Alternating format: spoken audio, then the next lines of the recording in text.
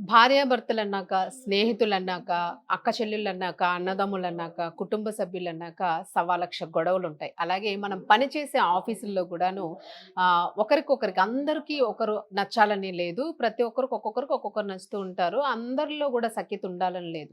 కొంతమంది ఒక బ్యాచ్‌లా ఉంటారు. కొంతమంది ఒక బ్యాచ్‌లా ఉంటారు. అట్లా. సో, ఒక్కొక్కరు ఒక్కొక్కలా ఉంటారు. అయినప్పటికీ గూడా కొన్ని కొన్ని సందర్భాల్లో అందరూ కలిసిపోతూ ఉంటారు.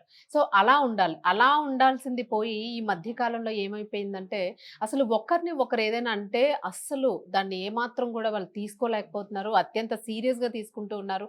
దాన్నొక కక్షపూరితంగా పెట్టేసుకుంటూ ఉన్నారు. ఈ కక్షని ఎలా సాధించాలి అనే వేలోనే ఎక్కువగా ప్రయత్నం చేస్తూ ఉన్నారు. ఇలాంటప్పుడు జరుగుతున్నవే అనేక రకాల దాడులు.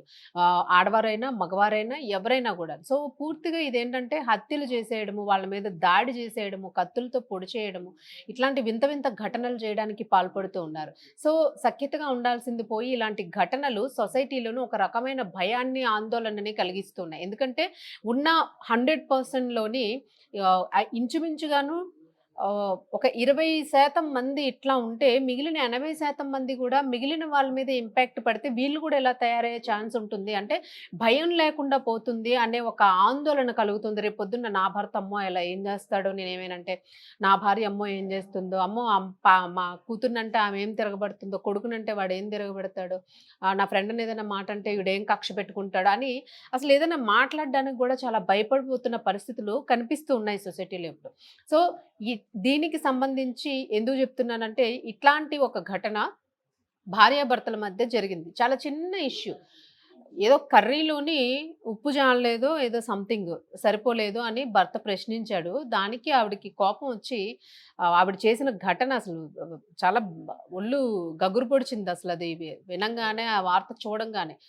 సో, ఇట్లాంటి ఘటనలు జరుగుతున్నాయి. ఎందుకిలా విచక్షణ కోల్పోతూ ఉన్నారు? ఇంత ఆహ్, క్రూయల్ మైండ్‌గా ఎందుకు ప్రజలు తయారైపోతున్నారనేది మాత్రం చాలా ఆందోళన కలిగిస్తున్న అంశము. మరి అసలు ఈ ఘటన యూపీలోని ఘజియాబాద్‌లోని జరిగింది. అసలు ఏం జరిగిందనేది ఒకసారి చూద్దాం.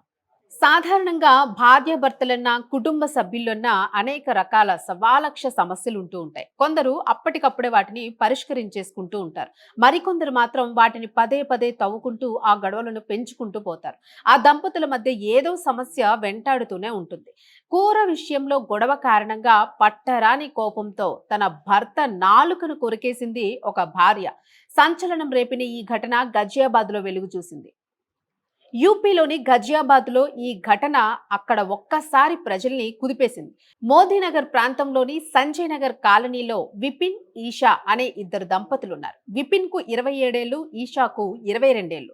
రాత్రి ఈషా ఎగ్ కర్రీని వండింది. అది అతడికి అస్సలు నచ్చలేదు. ఈ క్రమంలో భార్యాభర్తల మధ్య నోటి మాటలు తారాస్థాయికి చేరాయి.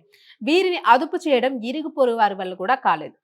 ఇక పట్టరాని కోపంతో ఉన్నపనంగా తన భర్త నాలుకను కొరికేసింది ఆ భార్య.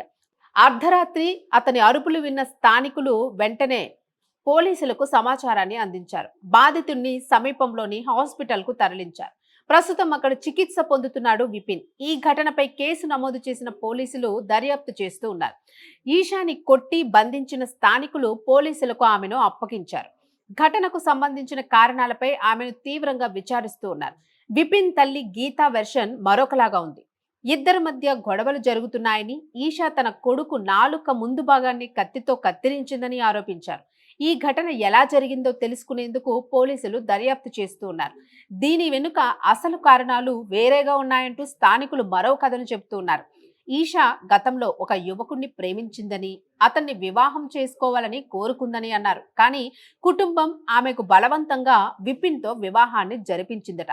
దీని కారణంగా ఇద్దరి మధ్య చీటికి మాటికి వివాదాలు తలెత్తుతూనే ఉన్నాయి. ఇవే వివాదాలు ప్రతిరోజు రగులుకుంటూ మొత్తానికి విపిన్ నాలుకను తను కట్ చేసేసేలాగా చేశాయి. సో, ఇంతకు దారి తీసిన ఈ ఘటనపై ఇక పోలీసుల విచారణలో మరికొన్ని కొత్త విషయాలు వెలుగులోకి వస్తాయి అనే వార్తలు వినిపిస్తూ ఉన్నాయి.